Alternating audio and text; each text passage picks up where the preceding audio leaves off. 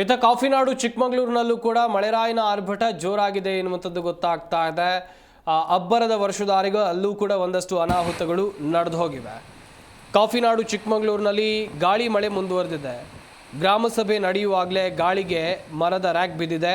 ಗ್ರಾಮ ಪಂಚಾಯತ್ ಅಧ್ಯಕ್ಷರು ಸದಸ್ಯರ ಮೇಲೆ ಮರದ ರ್ಯಾಕ್ ಬಿದ್ದಿರುವಂಥದ್ದು. ಗ್ರಂಥಾಲಯ ನಿರ್ಮಾಣಕ್ಕಾಗಿ ಈ ಮರದ ರ್ಯಾಕನ್ನು ಇಟ್ಟಿದ್ರು. ರ್ಯಾಕ್ ಬಿದ್ದ ಪರಿಣಾಮ ಪ್ಲಾಸ್ಟಿಕ್ ಚೇರ್ಗಳು ಪುಡಿ ಪುಡಿಯಾಗಿವೆ. ಮೂಡುಗೆರೆ ತಾಲೂಕಿನ ತುರ್ವೆ ಗ್ರಾಮ ಪಂಚಾಯಿತಿಯಲ್ಲಿ ನಡೆದಿರುವಂಥ ಘಟನೆ ಇದು.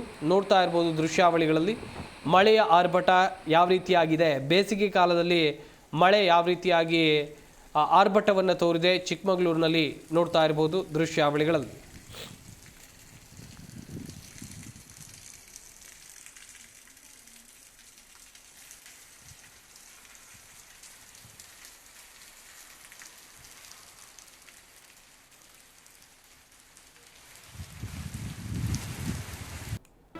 ಜಿ ಕನ್ನಡ ನ್ಯೂಸ್ ಈಗ ನಿಮ್ಮ ಮನೆಯಲ್ಲೇ ನೋಡಿ. ಎಲ್ಲ ಕೇಬಲ್ಗಳಲ್ಲಿ ಈಗ ಲಭ್ಯ.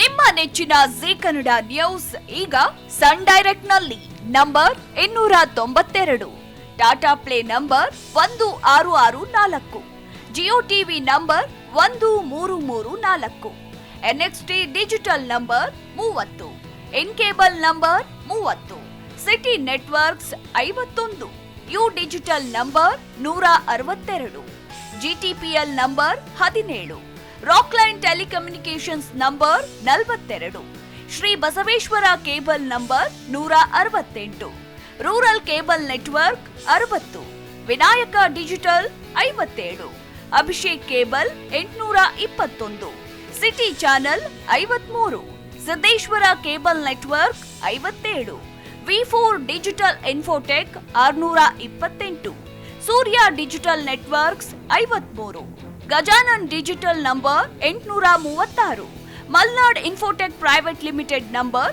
56, Metrocast number 830, victory digital number 167ರಲ್ಲಿ ನೋಡಿ ಆನಂದಿಸಿ.